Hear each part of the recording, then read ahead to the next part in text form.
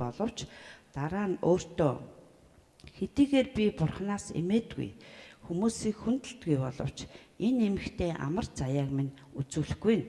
Түүнийг өмгөөлөхөөс эс тэгвээс тэр ирж үргэлж надад төвөг удах бий гэжээ. Тэгээд эзэн шударга бус шүүгчийг юу хэлснийг сонс, өөрт нь хандан өдөр шөнөгүй хашгирах өөрийн сонгосон хүмүүсээ Бурхан өмгөөлөхгүй гэжөө. Тэр тэднийг удтал хойшлуулна гэжөө. Би та нарт хэлье. Тэр даруйд Бурхан тэднийг өмгөөлөх болно. Харин хүний хүү эрэхтэй газар дээр итгэл олох болов гэжээ. Сургаалт зөвлөл. Париса ба татвар хураагч.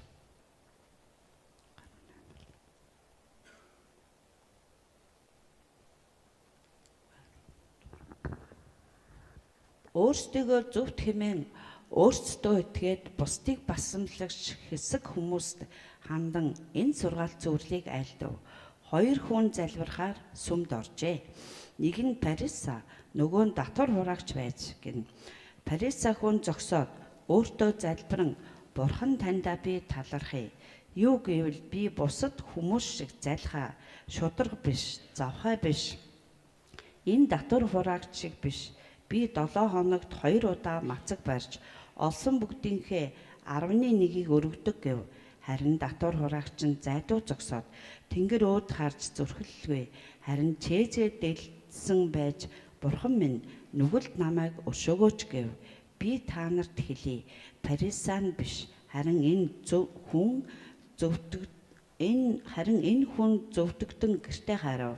Учир нь өөрийгөө өргөмжилдэг бүгд номорхуулагдаж, харин өөрийгөө даруй байлгасан нь өргөмжлөгдөнө гэвэ.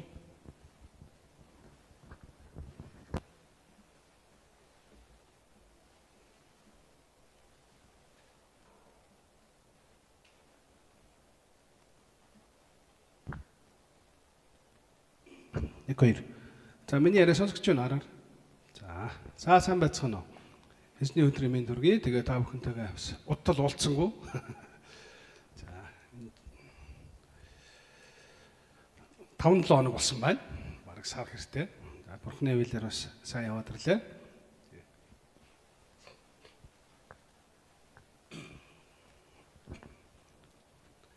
За би тэгээд та бүхэнд энэхүү сургаалт үйлдэлээс болцъя. Сэтгэл алдрахгүйгээр байнга залбирах ёстойг тэдэнд ойлгуулахын тулд тэр ийм сургаалт үлгэр хэлжээ гэж. Оршил ингэж явж байна тийм үү? Юу гэсэн бэ? Сэтгэл алдрахгүйгээр байнга залбирах. Тэгэхээр бид нар Лукийн сайн мэдээг уншиж байгаа. Лук гэдэг чинь энэ сайн мэдээг бичсэн хүн гэсэн үг. Тийм нэртэй хүн тийм Лук. Тэгээ Библийн өөр хэсгээс бид нар энэ хүн эмч гэдгийг мэднэ. Эмч хүн байсан байна. Хоёрдугаар нь энэ хүн Илч Паултай мөр зэрэгцэн үйлчилж исэн хүн. Ялангуяа түүний Ром руу хийсэн далайн аялалд хамт явсан хүн. Тэгээд тэр өөрийнхөө аяллыг бичгтээ бид гэж тэгээ Паултай явсан аяллыг бичгтээ биднийг тэнд очиход биднийг тэнд. Тэгэхээр Паулын тэр Ром руу хийсэн аяллыг дунд байсан өөрөө байсан хүн гэж ойлгож байна. Тэгээд Лук их хайхтар хүн байна. Яагаад гэвэл энэ хүн 2 ном бичсэн. Лук болон Үс гэж. Тэгээ анх бол мэдээж тэр хүн 2 ном бичиж байгааг мэдээгүй. Тийм үү. Теофил гэдэг хүн нэг л загтал бичсэн. Тэгээ яг өөрөө бол дотроо 2 хагууламжтай гэж мэдчихсэн ба. Нэг нь Есүсийн тухай, нэг нь чуулганы түүхийн тухай. Чуулганы тухай бичнэ гэдгийг мэдчихсэн ба. Хожим Христ итгэгч нар түүний бичсэн загтлыг 2 хуваагаад нэгийг нь сайн мэдээнд хамруулад нөгөөх нь Үс болгож бичсэн. Тэгээ энэ хүний бичсэн Үс ном Лукийн сайн мэдээ маш үнцэнтэй ярих юм байхгүй тийм. Мэдээж Библийн 66 ном бүгдээр үнцэнтэй. Гэхдээ энэ ном бүр үнцэнтэй. Яагаад бол бид нар ингэж Паулыг 13 цагт бичсэн гэж мэдээд байгаа. Гэхдээ шинэ гэрээнд ерөөсө хамгийн их цагт бичсэн ном бичсэн хүн бол мэдээж Паул 13 ном бичсэн. 13 цагт тийм ээ. Ром 1-2 дугаар Коринф гэж бид нар мэдэн тийм Галат, Эфес гэж. Дараа нь Иохан байгаа. Иоханы сайн мэдээ 1-2 дугаар Иохан, 3 дугаар Иохан тэгээд Илчил ном гэ 5 цагт бичсэн. За Петр 1-2 цагт гих мэтлээ. Мата, Марк, Иохан гэдэг явж байна. Тэгэхэд Лук гэдэг хүн шинэ гэрээний энэ 27 номны 2хан ном мөртлөө 4-1-ийг эзэлдэг. Ойлгож байна юм аа? 25% эзэлдэг. Их урт бичсэн гэсэн. Хэрэв Паулийн бичсэн 13 цагтлыг нийлүүлээд яг нэг форматаар ингээд дэвтэр болгох юм бол Лукус хоёр нийлээд Паулийнхаас зузаан болно гэсэн. Их болно гэсэн. Гэхдээ эндээч гол нь биш. Хамгийн гол юм нь хэрэв Лук сайн мэдээгээ бичээгүй бол бид нар Есүс Христийн төрөлтийн тухай маш олон мэдээллийг дутуу ойлгоно. Тийм үү? Ялангуяа хүн амын тооллогын тухай мэдэхгүй болно. Бид нар Иохан Баптист яа төрснийг мэдэхгүй байх болно. Тий. Иохан Баптист ямар учиртай, ямар гаралтайгаа, гарал угсаатай хүн байдаг. Бид мэдэхгүй өнгөрнө. Тэгээ бид нар хончид тэнгэрлэгч үзэгдэж Есүсийн тухай, төрсөн тухай мэдэхгүй өнгөрөх байсан. Хэрэв Лук сайн мэдээг өчиг бол бид нар юуг мэдэхгүй байсан. Есүс 12 настайдаа яг жил болгон сүмд очиж тийм ээ баяр тэмдэглэдэг байсан мэдэхгүй өнгөрөх байсан. Хэрэв Лук сайн мэдээгээ бичээгүй бол бид нар нөгөө 15 дахь бүлэг төөрсөн хүүгийн 2 хүүгийг үлгэрээ. Сайн самар хүний тухай түүхийг бид мэдэхгүй өнгөрөх байсан. Тийм ээ. Одоогийн Самарын хитвч гэдэг байгууллага юугаараа нэрлэх байсан юм мэдгүй. Өөрсдөө юу гэж нэрлэх байсан юм мэдгүй. Гэхдээ энэс илүү хамгийн чухал юм нь үйлс ном байхгүй бол за тэгээд дуусаа. Өнөөдрийн хэрэг сэтгэл бүр учир нь олдохгүй юм байх байсан. Бөө мохор сүсэг болсон хүмүүс байх магадaltaй байсан. Ягаад гэвэл үйлс ном тэр чигээр байхгүй гэдэг бол чуулган яаж үүснийг бид мэдэхгүй. Ариун сүнс хизээ ирснийг бид мэдэхгүй. Хамгийн аимшигтай нь бид нар Паул гэж хүний тухай юу ч мэдэхгүй байна. Тэгэхээр Паул гэдэг хүний тухай мэдэхгүй юм чинь Паулын 13 загтал байхгүй гэсэн. Тийм үү? Тэр Паулын 13 загтал байхгүй бол бид нар зөвтгөлөөр аврагдах тухай юу ч ойлгохгүй. Паулын 13 загтал байгаагүй бол бид нар Эфес, Колосай байхгүй. Өөрөөр бид нар чуулган гэж юу вэ гэдэг энэ үннийг мэдэхгүй өнгөрөх байсан.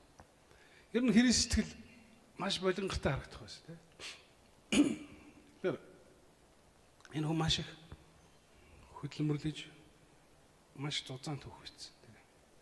Есүсийн төрхөөс өмнө гэдэг чинь манай эртний жоохон он тоол дээр алдаа гарсан. Манай эртний 5 он эзний өмнөх 5 он тийм манай эртний 5 онд тэгээд Паул Ром руу аялсан түүх бол манай эртний 60 он гэхлээр бараг 70 жилийн түүх бичсэн. 70 жилийн түүх бичсэн. Лутоогоос дээ тий. Өнөөдөр Монголын хэрэг сэтгэл чуулганы түүх хэдэн жил явж байгаа. 90 оноос хойш 35 жил. Одоогоор түүхийг бичсэн хүн байхгүй. Энэ 35 жилийн түүхийг бичсэн хүн байхгүй шүү дээ. Тэгэхэд Лук гэдэг хүн 70 жилийн түүх бичсэн. Өсөр ажил хийсэн. Тэгээ энэ хүн бидэнд Есүсийн үйл явдлыг ингээд бичихтэй их гой зохиомжтой байсан. Мэдээж төрөлтийн түүх байгаа. Тэгээд Галилд үйлчсэн 3 жилийн тухай бичсэн. Тэгээд Иерусалим руу аялсан нэг юм сар гарангийн аялал байна. Иесус удаа ялгсан гэсэн. Хурдан явбал энэ бол Улаанбаатараас нэг Дундговь аймаг орох зайтай л тийм зай байгаа. Хурдан алгасан бол Иесус 7 хоног яваал орчих байсан. Тэгээд Иесус зориуд удаан аажуу явсан. Нэг сар гаран аялсан. Тэгээд энэ аялсан түүхийг 10 бүлгийн турш бичсэн. Их сони штэ ингээд. Одоо жишээлбэл 3 жил Галил үйлчсэн түүхийг 5 бүлэгт багтаага бичсэн заяа. Тэгсэн чинь Иесусийн сүүлчийн 7 хоногийг бас 5 бүлэгт багтаасан. Тэгсэн мөртлөө бүхэл бүтэн 10 бүлгийг энэ нэг сар аялж байгаа аялал зориулсан байхгүй. Тэгэхээр яг энэ аяллаа үед нэг сургаалт үлгэрийг Иесус ярьсан байна. Энэ одоо бид нар уншиж байна. Энэ бол яг аяллаа төгсгөл хавь болсон яриа. Тэгээ Иесус 2 жишээ ярьсан байна. Харин Лук бидэнд нэмэлт мэдээлэл өгсөн. Лук тайлбар өгсөн. Ямар тайлбар өгсөн? За энэ сайн сургаалт үлгэрийг Иесус эзэн сэтгэл алдрахгүйгээр байнга залбирах ёстой гэдгийг ойлгуулах юм хэлсэн юм шүү. Тэр бид нар ингээд Иесус ийм сургаалт үлгэр хэлчлээ гэж уншичвал бид нар Лук энийг яагаад бичсэн бэ гэдэг шалтгааныг мэдэхгүй өнгөрч байна. Мэдээж Есүс маш их сургаал үлээр ирсэн байгаа. Мэдээж эзэн Есүс маш их гайхамшиг үйлцсэн байгаа. Тэр бүгдийг багтаагийн үгэд мэдж байна. Тэгээ Лук нэлээд сайн шилж байж энэ түүхийг бичсэн. Үлгэрийг бичсэн байна, тийм ээ? Сургаалт үлгэрийг. Есүсийн амнаас гарсан энэ үлгэрийг тийм ээ? Лук өөр одоо гэрчүүдээс өөр өмнө бичсэн сайн мэдээлүүдийг уншаад нэгтлээд тэгээд энэ байрлуулсан байна, тийм ээ? За. Аялж явах үедээ хийсэн юм. Нэгэн хотод үл имэх Бурханаас үл имэгч. Нэг сонь тийм ээ. Яагаад гэвэл энэ чинь Бурханаас имээдэг ард түмэн дотор Есүс яриад байгаа шүү дээ. Тэ? Нэг монотеист гэж хэлдэг. Нэг итгэлтэй, нэг тийм ард түмэн байгаа. Олон зуун жил Авраамаас хойш нүдүүлсээр хагаад эцсүүд нь Вавилоныг 70 жил цөлөгдөж аваад дараа нь грекчүүдэд дарлагдж явж байгаа. Тэгсээр хагаад энэ ард түмэн монотеист буюу цор ганц бүтээгч хийцэн итгэдэг. Тим ард түмэн болон төлөвсөн. Хүн болгон эзнээс имэдэг, Бурханаас имэдэг. Тийм маш их сүцэг бишрэлтэй ийм ард түмэн байсан. Тэгсэн энд нэгэн хотод Есүсийн үлгэрс тэгж гарч байна. Бурханаас үл имэдэг. Хүмүүсийг иш тоодог. Ийм шүүгч байсан гэж хэлж байна. Тэгэхээр чи нэг ёрын хүн байна, тэдний ойлголтоор. Бурханаас үл имэдэг хүн гэхээр яа дүрцэн тийм ээ нахаал гэж хэлдэг ш тийм ээ сэхүн тийм шүүгч гэсэн. Тэр хотод нэгэн бэлэвсэн эмэгтэй байв. За бэлэвсэн эмэгтэй гэсэн мэдээлэл орж ирж байна. Тэр эмэгтэй шүүгчд очиж арцалтайч намайг өмгөөлөгч гэдэг байлаа. Тэгэхээр бэлэвсэн эмэгтэй тухай юу гэсэн. Тэгэхээр энийг өндөр настай гэж хэлээгүй байх шиг байна. Тийм. Ямарсан нэг бэлэвсэн эмэгтэй байж. Залуу юм уу? Ямар дунд иргэн насны байх л та бид нар зүгээр тэгж тааж ямарс нэг тийм эмэгтэй. Тэгээ ер нь бол дэлхий дээр дөрвөн төрлийн ядуу хүмүүс байдаг гэж үздэг тийм ээ. Эхнийх нь үгээгүй ядуус. Үгээгүй ядуус гэдэг маань юу вэ? Өдрийн $1 орлоготой, тэрнээс доош орлоготой байшин савгүй. За манад бол орон гэр байгаа гэхдээ маш туйлын ядуу орлоготой тийм хүмүүс байгаа. Үгээгүй ядуус гэдэг маань манад бол харцангуй гайгүй. Филиппин ч юм уу, Индонез ч юм уу. Энтэгт бол бүр хэдэн саяар байгаа тийм. Слам донк гэж хэлдэг нэг ядуусын хороол. Тэд бол үе дэмжсэн. Хэдэн 100 жилээр үе дэмжсэн ядуу. За ийм ядуус байдаг. Нөгөөх нь залхуу ядуус гэж байдаг. Та нар мэдв үү? Залхуу ядуус. Өөрийн залхуу байдлаас болж өөрийн ачаагүй, өөрийн хөдөлмөрлөхгүй байдлаас бол залхуу байгаа хүмүүс. Тий. Ажил хөдөлмөр хийж бүрэн боломж байсаар байхад хойрох зуудаг тий. Тэрнээсээ болж ядуусуудаа юм. Тэгээ тэрийг улс орны намайг хайрлсангүй, халамжилсангүй гэсэн ийм яриа ярьдаг. Ийм ядуус. Тий. Тийм ядуусыг бол зэмлэх хэрэгтэй. За нөгөөх нь ямар ядуус байдаг вэ? Сул дорой ядуус гэж байдаг. Энэ эмэгтэй сул дорой ядуу байхгүй юу? Ядуу эмэгтэй. Сул дорой ядуу эмэгтэй гэж юу гэхлээр энэ тохиолдолд бэлэвсэн байна гэдэг бол тэжээгчээс сагдсан гэсэн үг. Тийм үү? Нөхөр нь байхад энэ эмэгтэй дажгүй сайхан амьдарч байсан гэсэн. Тэгээ нөхөр нь байхгүй болонгууд энэ эмэгтэй хон. Тийм ээ? Одоо яалтчгүй тийм одоо амьдралын хүчин давтаж ядуурч байгаа гэсэн. Гэхдээ иймэрхүү ядуу хүмүүс их төр зургийн ядуу байхгүй байх нь хэлдэг үү. Өвчин зовлонгоос ч юм уу тийм ээ. Эсвэл одоо улс орн хямардаг, эдийн засгийн хямралаас болдог. Дайн дэжин болоод одоо тийм ээ дөрвж явдаг. Одоо өөрөөр хэлбэл улс орны ийм эдийн засгийн таагүй уур амьсгалаас болоод ядуурч байгаа тийм хүмүүсийг сул дорой ядуус гэж хэлдэг. Тэгээ энэ эмэгтэй бол тийм эмэгтэй байна. Сул дорой эмэгтэй. Тийм. Төр зургийн тэжээгч алдсан нөхцөл байдлын улмаас энэ эмэгтэй өөрөө энэ үе дэмцүү үгүй ядуу биш. Өөрийн залхуугаас болж байгаа ядуу биш. Дөрөвдгийн хэлий те. Би чи дөрвөн төрлийн ядуус байгаа гэсэн те. Дөрөв дэх төрлийн ядуус бол юу юм? Өөрсдөө зориуд бурхны хаанчлалын төлөө зориулд ядуу болгож байгаа хүмүүс байдаг. Тийм. Түүхэнд ийм хүмүүс байсан, зөндөө байсан. Тийм. Би бол пасторудад хэлдэг шүү дээ. Би пастор сургадаг сургууль байдаг шүү дээ багштай. Тэгээ би оюутнуудад хэлдэг байхгүй. Та нар орлоготой бизнестэй баян шинэлэг болов анханасаа бити пастор болоо.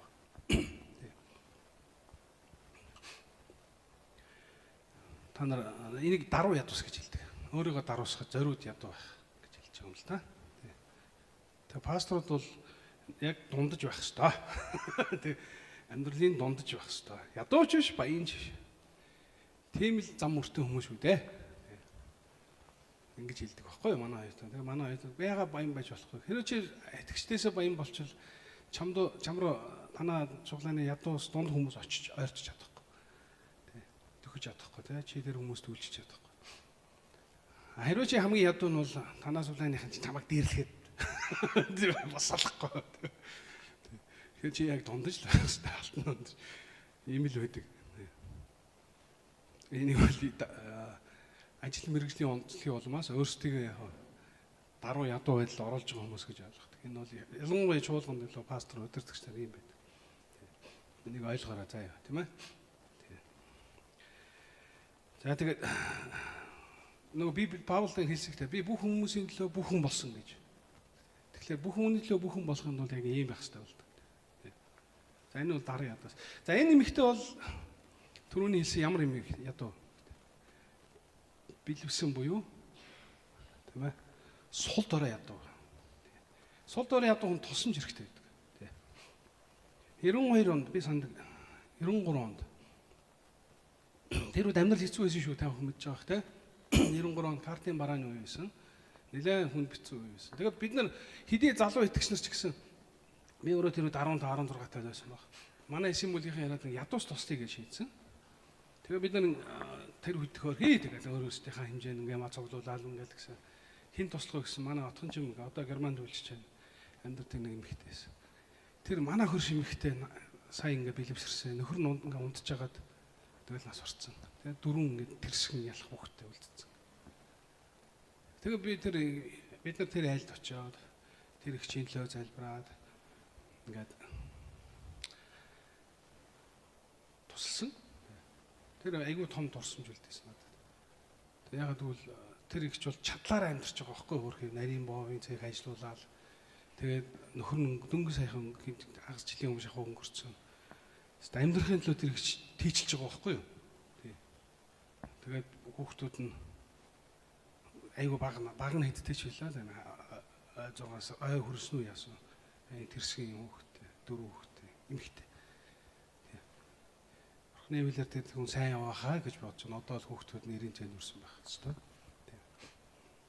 Дараа нь бид нар налаагт очисон. Налаагт очисон чинь би нэг тэр айлд ороод амар гутарсан заяа. Яг туслаа гэдэг. Ороод ирсэн чинь нэг 3 залуу байна чинь. Одоо энэ тэнд 2 залуу банууд тэрэндээ нэмээд нэг 3 залуу. Тэ ингээд биднээс тулсан жаа гэж.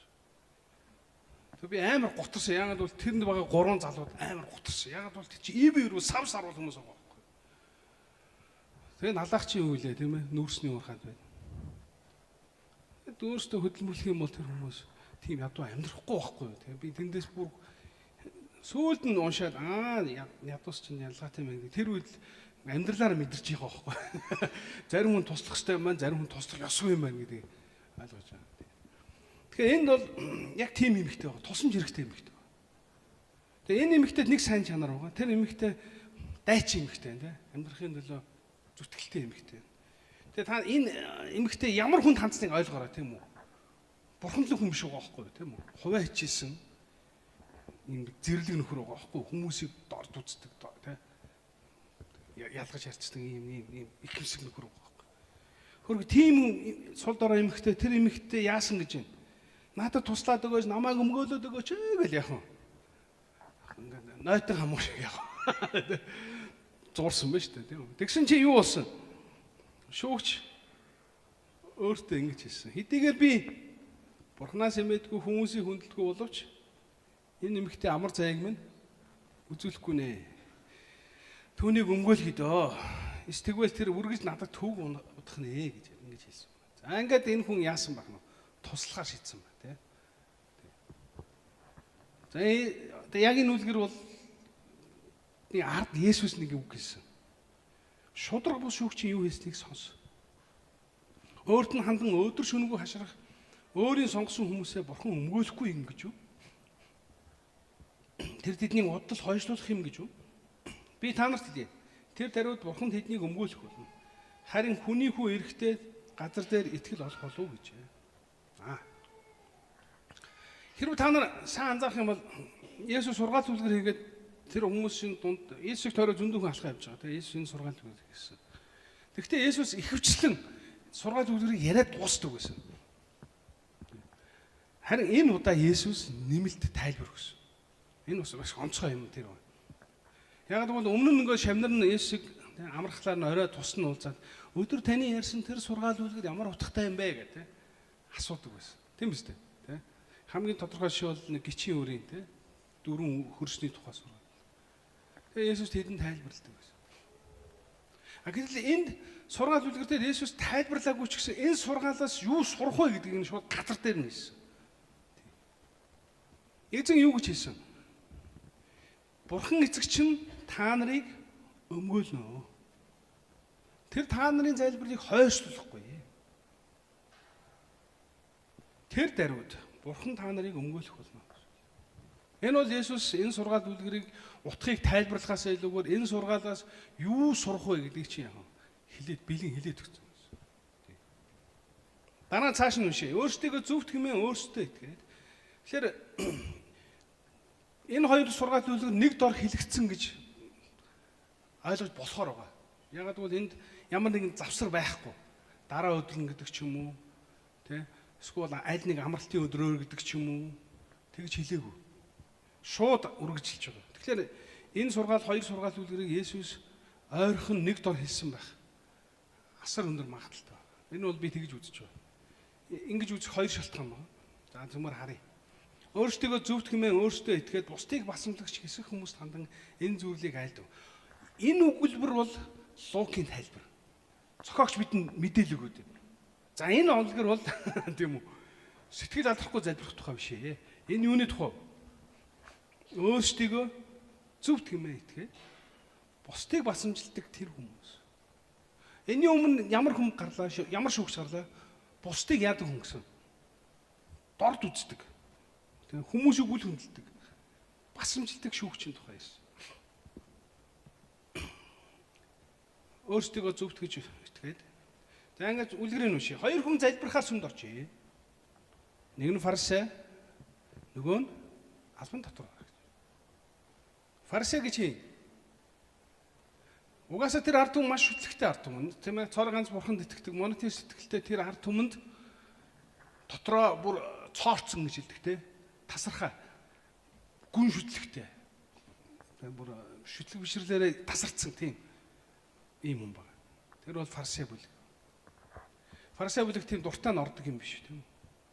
Маш хатуу чамд ёстыг дээгдэвийг давж хийж ингэж фарисей юм.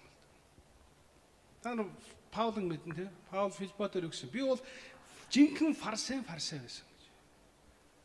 Энэ яг юу гэсэн үг вэ? Паул бол Палестин нутагт төрөөгүй. Тарс хотод төрсөн. Газар зүйн байрлал зүүрлэх юм бол Буратид төрсөн байхгүй. Хилийн цаанд төрсөн. Тэгээд тэр хүн Улаанбаатарт ирээд тийм үү? Иерусалимд очиод манай Монголд хамгийн алдартай сургууль ямар сургууль вэ? Монгол Улсын их сургууль. Магадгүй тийм бах те. Олон жилийн түүхтэй. Улсын сургууль гэдэг утгатай. Монгол Улсын их сургуульд хурж ирээ сурсан гэсэн үг. Тэр хүн яг хэдийгээр хилийн цаанд төрсөн ч гэсэн харь хүмүүсийн дунд төрсөн ч гэсэн Иерусалимд ирээд Гамилел гээд хамгийн алдартай багшийн шав болсон. Тэгээд тэр фарисей хүний дор сургацсан. Тийм хүн байсан баг. Тэгээд фарисей хүн албан дотор хурагч гэж юм. Амьдралын ирэхээр тийм харийнхан зарагдчихж байгаа юм. Тийм. Аж төрхийн ирэхээр булан ажиллагчдын эрх ашиг үүсчихэж байгаа. Тийм. Та манайхан одоо богдхааны үед нэг хэсэг нэг хятадууд эзлэгцэн тийм ээ. Тэр үед хятадын засгийн газарт үйлчилж байгаа хүн байхгүй юу? Тийм үү? Ард түмэн жигшдийн байгаа шүү дээ тийм үү? Урагч, балиар амтан. Нэг нь ард түмнээс асар их хүндэл авсан хүн. А нөгөөх нь ард түмэн жигшигдсэн хоёр хүн сүмд орж иржээ. Бурхан энэ их гоё үг. Фарисей хүн зогсоод өөртөө залбирна гэж хэлсэн. Энэ их өвөө гэдэг. Их өвөө. Өөртөө залбирсан гэж байгаа байхгүй. Энэ сургаал үлгэр биш үү? Нэг дор хэлэгдсэн гэдэг баталж байгаа нэг энэ үг байна. Өөртөө гэж. Яг бол энэний өмнөх түүхтэр өмгөөлөгч өөртөө хэлсэн. Би бол Бурханы хүндэлтгүй хүмүүсийг үл тоодог хүн. Өөртөө хэлсэн байхгүй. Тэгээ Есүс юу гэж хэлсэн? Шудраг шүгч юу хэлснийг сонсоо. Тэр хүн өөртөө хэлсэн. Би бол ийм хүн. Одоо энэ фарисеан юу хэлж байна? Өөртөө яасан гэж байна? Залбирсан. Тэгэхээр энэ нэг үг явж байна. Өөрөөр хэлбэл энэ сургаалт нэг дор хэлэгдсэн байна гэдэг нь айгүй тодорхой байна, тийм үү? Нэг үгсийн сан явж байгаа. Би харж байна. Нөгөө хүн юу гэж хэлсэн? Бурхан минь таньдаа талархъя. Уг нь бурхан хандаж яриад байгаа. Гэхдээ үндэ бол яг юу гэж өгөөцсөн? Өөртөө залбирсан юм байна. Юу гэвэл би бусад хүмүүсийг залхаа. Шудраг бус завхаа биш. Энэ муу татвар хураач. Бас татвар хураагч нүдний болонгаар хаалцсан байгаа. Хажууд нь бас хамт орсон юм болохоос харцсан. Энэ шиг биш. Өөрийгөө тодорхойлсон юм. Энийн өмнөх хүн юу гэж өөртөө хэлсэн? Би Бурханаас юм гэдэг. Хүмүүсийг хүндэлдэг. Хэлсэн. Давхар хэлсэн. Энийн өмнө Есүс угаасаа л хэлсэн шүү дээ. Хүмүүсийг хүндэлдэг. Бурханаас үл эмээх шүүгч байсан гэсэн. Яг тэр хүн өөртөө яг тэгж хэлсэн. Би бол Бурханыг тоодгүй, хүмүүсийг тоодгүй хүн. Гэвчиг энэ эмэг надад, энэ эмэгтэй надад гай болоод байгаа учраас би туслая. Энэ фарисеан юу гэж хэлсэн? Өөрийгөө их гоё хэлсэн. Юу гэж хэлсэн? Би бол залхаа биш. Залхаа биш. Шудраг биш. Завхаа биш. Энэ муу татвар бас өөрийнхөө тэнд байгаа амтныг бас тэг татаад оролцсон. Энэ муу амтэн чи биш. Өөрийгөө тэгж бодож штэ. Өөрийгөө маш өндөрт бодсон. Би 7 хоногт 2 удаа мацаг барьж. Олсон бүгдийнхээ 11-ийг өргөдөг гэж. Вау. Цэцэг хичээм гэдэг шиг бидний хичээмээр юм байгаа шүү дээ. Бид нар чинь 7 хоногт 2 удаа мацаг барих нь нэг удаа мацаг хагас өдөр өсгөх юм бол юу болж байна? Уурж муурлаа, нөхөр мөхөртөө их нэмэгдээ уурлаа, хүүхдүүд уурлаа. Хагас өсгөх явсан биш бүр гай болдог хүмүүс. Энэ хүмүүс 7 хоногт яадаг гэж байна? 2 удаа мацаг барьдаг. Осон бүхнийхээ 11-ийг яах вэ? Бид нар бол нэг багцаалж байгаа зарим нь бол тэ. За би сардаа нэг тэдийг за нэг тиймэрхүү гэдэг. Энэ хүн бол зүгээр орлоолууд бат. Тоо хийсэн. Тэр бол мөнгөн дүнгийн тухай чирээгүй. Энэ юуны тухай ярьж байгаа. Хүмүүсээс авсан будаа гурил тэ тэрнийхээ 11-ийг сүмдөгдөг байсан. Вау. Харин татвар хураагч нь зайдуу зогсоо тэнгэр өөд хад зүрхэлгүй цээжэд ийсэн байж. Бурхан минь нүгэлт намайг өршөөгөөч гэвэ. Нүгэлтэн яасныг харж байна тийм үү? Тэр хүн тэнгэрийг дуутах нь ихтэл харч чадахгүйсэн. Тэгээд бурхан минь намайг өршөөгөөч л гэж. Энэ өршөөл буюу өмгөөллийг хүсэж байгаа юм. Өршөөгөөч хэлтрүүл гэж. Би та нарт хэлье. Фарисеан биш харин энэ хүн зөвтгтэн гэртэй харав. Учир нь өөрийгөө өргөмжлөх бүгд номхруулж харин өөрийгөө даруй байлгах гэсэн өргөмжлөлт. Есүс бас энэ сургаалыг нэг дор хэлснийг баталж байгаа нэг зүйл бол яг энэ сургаалын араас Есүс дахиад үг хэлсэн. Ихэнх тохиолдолд Есүс сургаал өргөлөө орхичдаг байсан. Ингээд түүхийн орхиод үлгэрээ яриад дуусчдаг. Харин энд Есүс энэ үлгэрээс юу сурах ёстой вэ гэдгийг нь хэлсэн. Хоёр тохиолдолд хоёуланд нь. Учир нь өөрийгөө өргөмжилдэг бүгд номхруулдаг гэж өөрийгөө даруй байлгах гэсэн өргөмжлөгнө. Та нар даруй байцгаагаарай гэж Есүс. За энэ хоёр түүх, энэ хоёр үлгэр Есүсийг аялж явах үед нэг цаг дор хэлэгдсэнийг баталж байгаа түрүүн жишээнүүдийг би хэллээ. Нэгдүгээр нь Есүс өөртөө гэдэг үгийг хэлсэн. Өөртөө тэр хүн хэлсэн, өөртөө тэр залбирсан. Хоёрдугаарт нь түрүүн би хэлсэн. Хоёулын дээр нь Есүс үлгэрээ дуусгалгүйгээр тайлбар өгөөд дүгнэлт хийгээд дуусгав. Гуравдугаарт нь энэ хоёр түүх хоёулаа залбирлын тухай. Хэдийгээр агуулгын хувьд өөр зорилготой ч гэсэн хоёуланд нь юу гарч байгаа? Залбирал гарч байгаа, тийм үү? Эхнийхтэр нь залбирлын тухай залбирч байгаа хүн гараагүй мөртлөө сонирхолтой нь юу? Тууштай залбирах тухай яригдчих. А нөгөө талд нь яг залбирлын тухай ярьж байгаа, залбирсан хүмүүс гарч байгаа боловч юу нь зорилго нь юу вэ? Даруй байдлын тухай байсан. За тэгээд эндээс бид өнөөдөр юу сурах вэ? Энэ үлгэр нэг дор хэлэгдсэн юм байна. Энэ хоёр үлгэр биднэрт хэлэгдсэн юм байна. За тэгээд маш ойлгомжтой.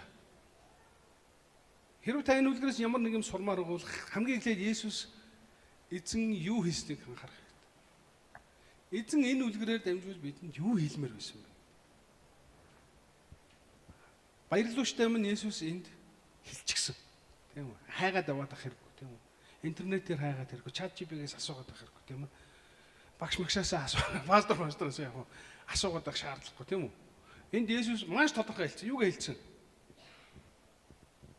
Эзэн та нарыг өмгөөлнө л гэж хэлсэн. Та нарын залбирал бурхан яах вэ? Хариулнаа гэсэн. Амен уу? Эзэн өөрийнхөө амаар хэлж шít. Тэгээ би нэг эсвэл нэг номлогч юм эсвэл хин нэгэн уран илтгэгч нэгтэй та нарыг ятгаагүй шít. Есүс эзэн өөрөө юу гэж хэлж байна? Та нар залбирх юм бол би та нарын эцэг минь та нарын залбирыг яана гэсэн.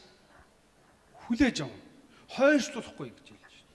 Удал хойшлуулахгүй. Би та нарт хэлье. Бурхан та нарыг яана гэсэн. Өмгөөлнө. Та нарт туслана. Өмгөөлөх гэдэг чинь тусламж хэлж байна. Та нарт туслана. Энийг ойлгоорой гэж Есүс. Хоёрдугаар үлгэрээс эзэн бидэнд юуг ойлгоорой гэж хэлсэн? Даруй байгаарай л гэж хэлсэн тийм. Та нар даруй байцгаагаарай. Тийм ээ? Бити өөрсдийгөө зөвд гэж бодоорой. Өөрсдийгөө бусдаас илүү дээр гэж бити бодоорой. Энэ Паулын цагтлт байдаг үстэй. Хинж бусдыг өөрөөсөө дээр гэж бити бодоо гэж. Хожим Паул загталтаа яг энийг давтаж хэлж байна. Эзэн энд яг тэр хэлсэн. Хинж хинээч юу гараач илүү биш. Бас дутууч биш. Тийм үү? Зүгээр бид өөрсдийнхээ цаг үед өөрсдийнхээ амьдрах зорилго дотор амьдраад л энэ хорвоо дуусгаа явна. Тийм үү? Энэ хооронд бид нар Бурханаас өгсөн сайн сайхныг хүртээд тийм ээ? Туулах ёстой, зовлонгоо туулаад амьдрах ёстой. Тэгээд би хинээс ч илүү биш, хинээс дутуу биш. Яг л Бурхан биднийг тэгж бүтээсэн. Харин энэ хүн би бол фарисеагаас илүү гэж ярьж байна. Зөвхт байдлаараа тэр өөрсдөө илүү гэж Есүс эзэн хэлсэн. Даруй байгаарай. За энэ бол энэ сургаал үлгэрээс сурах эзний айлтсан тийм ээ бидэнд хэлсэн. Амен уу? Хүлээж авч байна уу тийм. Одоо хоёрдугаарт нь илч. Лук энэ чи илч хүн шүү дээ. Энэ сургаал үлгэрт биднэрт нэг юм ойлгохыг хүссэн байна. Энэ ч гэсэн Бурханы үг учраас бид нар хүлээж авах. Лук биднэрт юуг ойлгосоо гэж хүсэж байна. Эзэн уг нь бол сургаалаа зүгээр ярьсан шүү дээ. Яриад төгсгөлтөнд дүгнээд та нар Бурхан та нарын залбиралд хариулнаа. Удтал хойшлуулахгүй. Бурхан та нарт өгөөмөр ханднаа гэж хэлээд дууссан. А гэтэл яг энэ үлгэрийг тэмдэглэж авсан Лук дээр нь зориуд нэг юм битцсэн. Юу гэж хэлсэн? Сэтгэл алдрахгүйгээр байнга залбираарай гэж. Энэ бол Бурханы хүн Паултай хамтран үйлчж байсан. Илч хүн, судлаач, түүхч, эмч, ундаг хүн байгаа. Энэ хүн энэ сургаалыг битгэхдээ биднэрт нэг юм загч үлдээж. Сэтгэл алдрахгүй байнга залбирч байгаа гэж. Энийг хэлхийг хүссэн, тийм үү? Тэгэхээр энэ бол айгүй тодорхой байгаа шүү дээ. Бид эндээс юу сурах юм? Эзэн юу сурахыг нь хэлсэн. Бурхан эцэгч та нарын залбиралд хариулна. Луг бидэнд хэлэхдээ та нар байнга тууштай яа гэсэн залбираа гэсэн. Амен уу? Амен. За та бүхэн надтай манай цуглааны хүмүүс сайн мэдж байгаа те. Бид нар ковидоос хойш тэрнээс ч өмнө ялгаагүй. Гэхдээ ялангуяа ковидоос хойш өглөөний залбираар маш олон өвчтөг нэлээд залбирсан. Санаж байна уу? Тэ? Дийлэнх нь хорт автортай юм байсан. Тэгээ манай отхон тулга гихчээс бусд нь миний бодлоор ер нь эзэн дээр очив. Хамгийн сайн зурж байгаа нь манай Бачарал гихч байна, тий? Эсвэл манай гихчийн маань бас хүү том хүү байна, тийм ээ. Зөндөө юм. Дунд үед нь би жоохон тэрцэн гэж юу гэдэг үлээ. Сэтгэлээр унсан. Ягаад миний хувьд энэ чинь амар бүтлгүүдлээд байгаа байхгүй тий. залбираал гэдэг. Тэгээ сүүлдээ хор тавд за миний төлөө залбирч өгөөрэй. Тэрний төлөө залбирч өгөөрэй. Ямар өвчтэй хор тавдар гэхэд шууд дотроо тэгж бодно. За тэгээ дотроо буугаад өгчих واخхой тэг. За ер нь л дуусчих юм шүү гэж бодож байгаа. Хүн яг тийм байхгүй. Яг нь бид нар ингээд залбираад байхад дандаа ийм болоод байгаа. Гэтэ яг нэг амьдралдаа туусан нэг түүх надад бас сургамж болсон. Тэр миний ээжийн түүх тэгээ та бүхэн зөндөө ярьсан учраас товчлие. Тэгээд яг миний нүдэн дээр ээж амьсгал хураасан. Ганц миний нүд биш лээ. Манай гэрийнхэн хүүхдүүд нь ингээд тойрцсон тэгээ. Хүн чинь амьсгал хураад юм байлээ шүү дээ. Эмнэлэг даваачаад очисон чинь шууд эмч хараад хөнгөлөх. Хараад хураагаад эхэлчих. Эхлээ би ойлгоогүй. Хураагаад эхэлчих. Өнөө шөндөө дуусна. Аюу амар тэр чинь аюу шулууг хэлчихлээ шүү дээ. Бүхний дууд уулзч очих хэвээр хүн байвал салах юм яриага хүн байвал бүгдийн дууд хураагаад эхэлчихсэн. Тэгээд орой 11 төлөө өнгөрсөн. Өглөө очиод яг л тэр өдрөө л өнгөрсөн. Хураад юм байлээ. Ингээл хураагаад гэдэг хураал хүн чинь гадагшилтгүй юм байлээ ш амьсгалаа гаргадаггүй. Зүгээр дотгошоогоо л амьсгалаа гэдэг. Тэгээд монголчууд яг л зөвл хэлдэг юм бид. Хураана амьсгал хураана гэж тэрийг хэлж. Буцааж гаргаж байгаа нь мэддэхгүй. Ингээл наашаага сороод байгаа. Тэгээ хөллөгөө сороод байгаа нь сонсогдоод.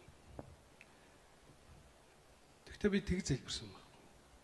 Сэтгэлдээ бол аль хэдийн зөвшөөрсөн байсан. За тэгтээ 3 жилийн өмнө бурхан миний залбирлыг сонсч ээжи минь эдгээгээд сайн мэдээ сонсгоод усан батлаа хүртээгээд аварсан учраас би сэтгэлдээ тайван байсан. Тэгтээ юу гэж залбирсан? Яг тэгж яхтаа ч хэл би тэгж залбирч байгаа байхгүй. Эзэн минь хэрв та хүсвэл эдгэж өгөөч. Эзэн минь та хүсвэл амьдлуулж өгөөч. Эзэн та хүсвэл амьдруулж өгөөч. Нэг талдаа би ямаараа ингэж хэлж байгаа боловч нөгөө талд сэтгэл дотроо яг юу гэж ойлгож байгаа. За ингээд энэ хүний дуусч байна, чимээ нүүд амьдрал дуусч байгаа юм байна. Энэ үхэл бол ингээд те одоо бурхан дээр очих үхэл байжээ гэдгийг ингээд хүлэмжшөөрч байгаа. Гэхдээ би эцэст нь юу хэлж байна? Юу ярьж байна? Миний эцсийн залбирал бол юу? Хэрв та хүсвэл эмчилж өгөөч, эдгэж өгөөч. Тэгээд үүнээс хойш би нөгөө хот авттай хүмүүсээ залбирахдаа ихэнх нь үхлээр дуусч байгаа шигсэн энийг би бүтлгүүлж харах байсан. Миний хийх юм бол тэр би тэрийг авч чадахгүй шүү дээ. Тийм үстэй. Тэр эмчилж чадахгүй нүн. Тэгэхээр миний хийж чадах юм бол за тэр хүн амьсгал тасралтал залбирах юм. Хэрхийг бурхан мэднэ тийм үү? Тэгээ эндээс бид сэтгэл алдрахгүй бай сурсан гэсэн үг. Ойлгож. Уг нь Библиэлд байсан л да тийм. Библиэд байсан тийм. Сэтгэл алдрахгүйгээр яах ёстой гэсэн. Байн залбирах ёстой. Яг энд нэг үг байгаа байн залбирах. Яг өнөөдөр би сэтгэл алдрахгүйг нь ярьж байна. Сэтгэл алдрахгүй хүн бас алдардаг юм байна гэж би хэллээ шүү дээ тийм ээ. Ингээд олон хүн ингээд залбираад тахад нас ураад тахад хүн чинь сүултээ бүр тэгээс баг оншин сонсоод хор тавдрангууд баг буугаад өгчих واخхой. За баг юмс хэцүү байна даа. Өөр өвчин болсон гайгүй шүү дээ. Тэгээд эндээс ойлгосон юм бол тэр байсан. Тэгээд Лук үйлчлж явсан хүний хувьд над чиг яг ийм л туусан юм байна. Тийм үү?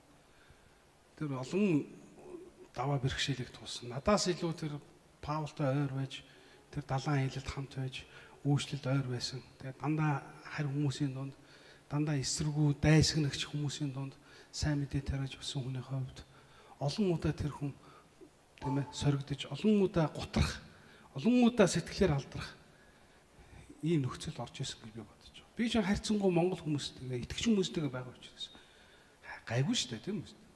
Гэтэл тэр хүн бол тийм юм туулж явсан. Тэгээ энэ хүн яг Есүсийн энэ үлгэрийг сайн мэдээний бичгтээ зориуд өөрийнхөө зүгээс сэтгэл алдрахгүйгээр байнга залбираараа гэж ойлгуулахын тулд энэ үлгэрийн их өөрийнхөө үгийг шигтгэж. Тэгэхээр он удаан жил үйлчилсэн туршлагатай тэр илч хүн биднэрт юуг загч байна? Энэ билүүсэн эмэгтэй шиг нойтгон юм шиг байгаараа. Тийм үү? Бити шантраарай.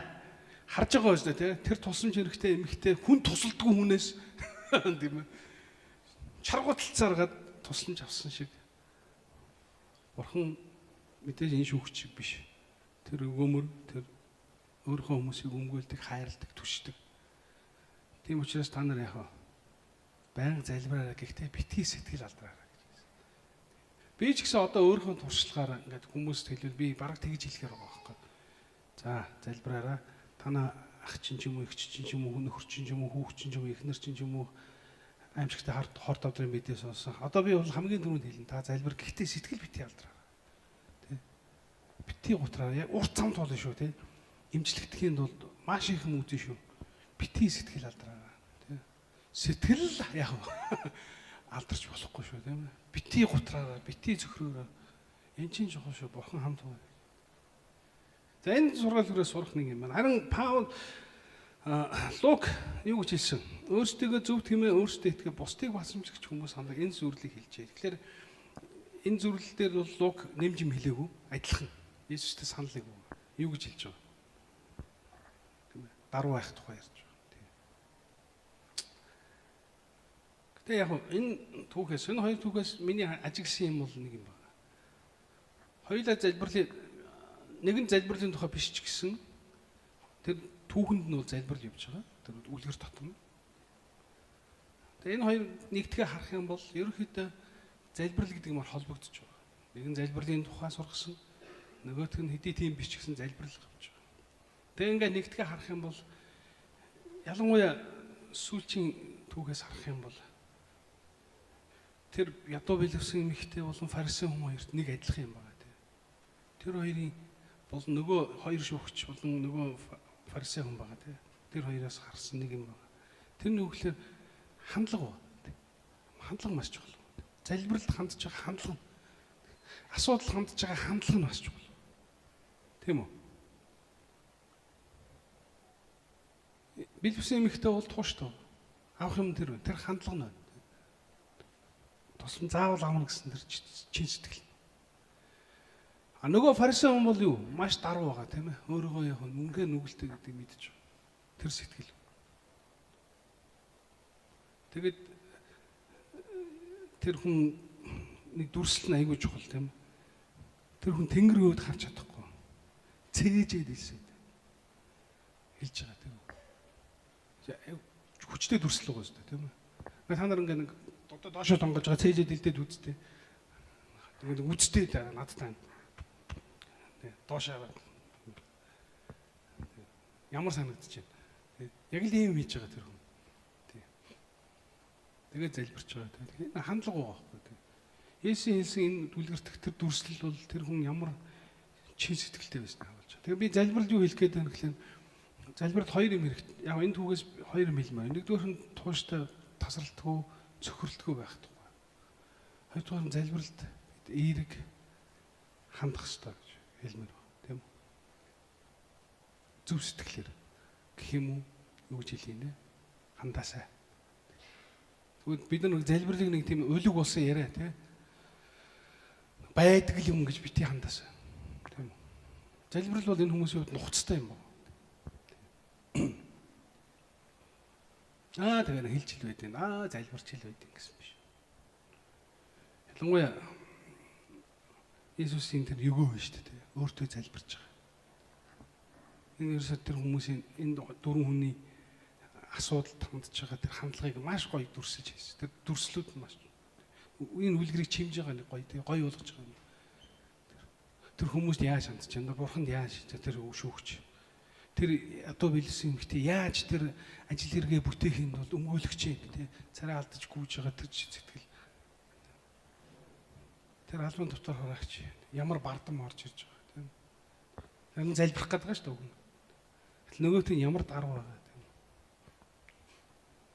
Тэгээ өнөөдөр зөвхөн залбирлын тухай сурж байна. Тэгээ та бүхэн манаас цөхрөлтгөө тийм ээ.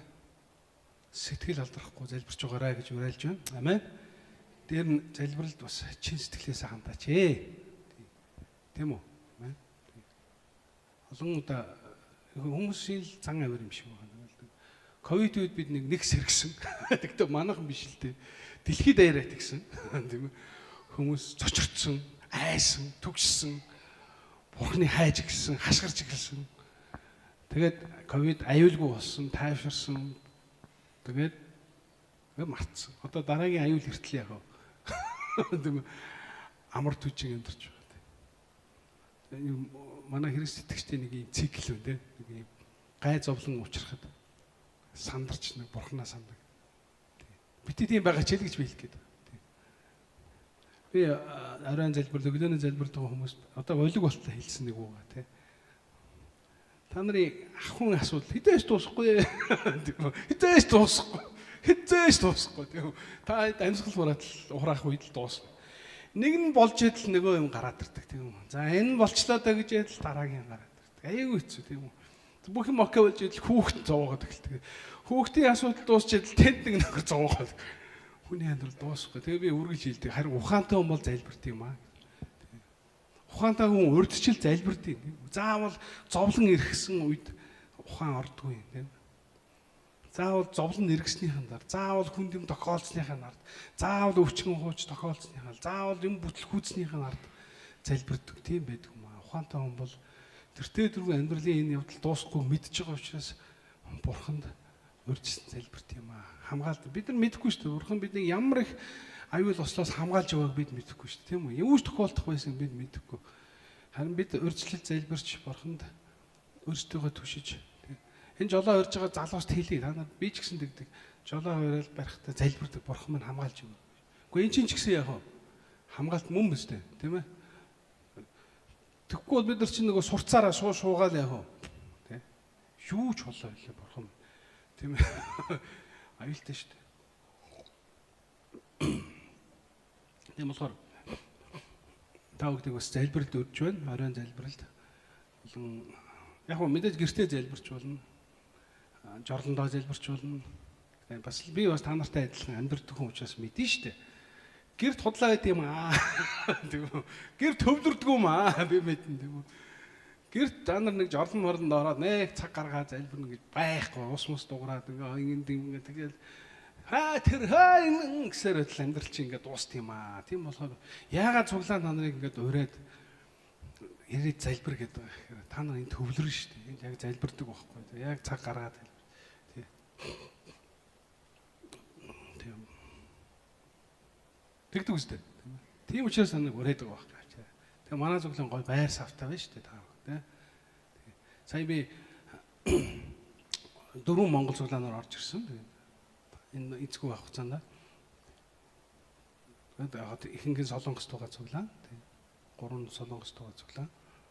Нэг нь энэ тугаа цуглаа. Энэ тугаа цуглаа ярам биш юу нэг богдуулын тэнд байр хөсөлж байгаа цуглаа байна. Тэгээ хөсөлж шүү дээ. Байр хөсөлж байна. Тэгээд энэ байраа худалдаад авъя гэхлээр зарахгүй гэдэг юм тийм. Хөсөлж байна. Нөгөө солонгосууд бол тэгээд яг солонгос тоогоос болоод бас ялгаа авахгүй бас л хүний өгсөн өрөөнд л хийж байгаа юм дээ. Нэг солонгос суглаа наашаа харсан тэгээд тэрэнд нь яг тийм боломж л. Тэгээд би харж байгаа. Бурхан ямар их биднийг ивэс юм. Бид нарт ямар гоё баяр өгсөн тий. Дураараа дөргөж дун чимгэрэж иргэн гэдэг шиг ийм сайхан өрөө танхим өгсөн. Тий. Тэгээд бид нар яагаад энийг хэрэглэхгүй? Хэрэглээд ингээд залбиралд урьж яхад дэндүү хойрго тий. Дэндүү хойшоо сууж. Тэгээд би тав гэдэг урьж байна. Би ч гэсэн гэр бүлтэй хүн. Би ч гэсэн хэдийгээр Библийн багш, бидгээ цуглааны пастор ч гэсэн би дээр үед буугаад өгсөн. За би гэртээ юу ч хийхгүй. Хизээш би ажиллаас өгөхгүй заа. Би ажиллаа хийдгүй шүү дээ. Тий. Нэг талаар айгүй шударга яагаад би өдөржин ажил хийсэн гэж ирчээ дахиад яг гэртээ орж ирээд ажил хийхлээс айгүй утгахгүй шүү дээ. Тийм болохоор гэр орон бол амардаг, тайвширдаг тийм газар. Тэгсэн ч гэсэн төвлөрөхгүй шүү дээ. Залбирч мэлбэрч төвлөрөхгүй. Библийн уншаад ч одоо төвлөрөхгүй. Тэнд хүүхдүүд орилдож байна. Тэнд эхнэр орилж байна. Тэнд юм болж байна. Бүх юм болж байна. Тэрээс амьдрал би нэг л юм ойлгосон. За ер нь ажил дээр очиад тухтайхан шиг суугаа, тайван шиг суугаа юм аа тий төвлөрч юм аа. Тэгээд цуглаан таавдыг бас ураад ингээд ийм гоё газар ийм тогтой газар та нар ураад байгаа шалтгаан энэ юм аа. Тэгээд та бүхэн маань ирээрээ амин тий оройн залбиртаа ирээрээ тийм үү. Заавал юм нэргсний ард дээр битээ тэгээрээ ухаантай байж үзээрэй. Эртгэн ирээ залбираараа тийм ээ. Ажил үсээ бурхан даатгаараа. ар гэрээ даатахаараа, гэр бүлээ даатахаараа, эзэн өргөөрөө амен. Тий. Ах トゥ нарынхаа авралын төлөө залбираараа тийм ээ. Яриул зөндөө юм байна. Тий. Тууштай байгаараа тийм ээ. Зүтгэлтэй байгаараа. Энэ жил манай хадам ээж итгэсэн шүү дээ. Бидний хувьд бол айгүй том баяртай мөч байгаа. Тийм. Тэгээ би ингээ хадам ээж ярихад та нар ингээд хүн болгоны хадам ээж адилхан гэж бодож байгаа. Манай ээж нэг юмараа өөр шүү та нар. Та нарын хадам ээж нар. Хүн болгоны хадам ээж. Манай ээж айлын ганц охин байхгүй юу? Айлын ганц та нар ойлгоо. Айлын ганц. Энэ айлын ганц охин хүн байна. Хүн болгоны хадам ээж. Манай ээж айлын ганц охин байхгүй юу? Айлын ганц та нар ойлгоо. Айлын ганц. Ерөнхийдөө төсөөлж байгаа бох те айлын ганц. Гол нь аав лам хүн байхгүй юу? Зүгээр ч гайгүй лам. Тэгэхээр лам хүний хүүхэд би сэтгэл ааваас оруулж байгаа.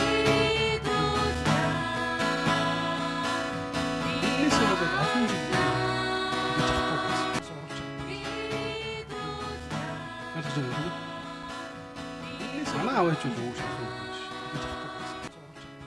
Тийм байсан. Тэгээ бурхны хөвөл манай аав ээж би энэ үлдэж таараад тэгээд энэ түргэний машин авчираад яг суух хоёртай голдоо хийж байгаа тэгээд залбирсан. За одоо ээж энэ чи яг үгс их асуудал иргэж байна. Сууж байгаа. За намайг дагаа залбир гэ. Тэгээд дагаа залбирсан. Тэгээд Есүсийг хүлээж авах залбирал хийгээ. Тэгээд мессалахаас нүнээс та залбираал байдیں۔ Шүү. Есүс л гэж хэлдیں۔ Шүү. За юм байгаа. Тэгээд одоо бол залбирч байгаа Есүс гэж дуудаж байгаа гэж хэлж байна. Тэгээд мэдээж 70 гарцсан хүний хувьд бол бид нар шиг тийм сэргийг хурдан тэг итгэл дотор өснө гэдэг бол их удаан процесс. Тэрийг бол ойлгож байгаа.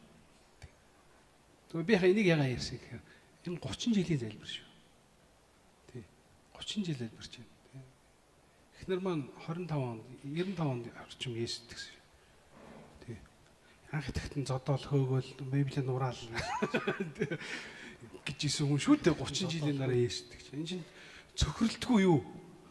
Залбиралч шүү дээ. Сэтгэлээр сэтгэл алдрахгүй залбирал шүү дээ. Тийм үү? Амен үү? Тий. Тий.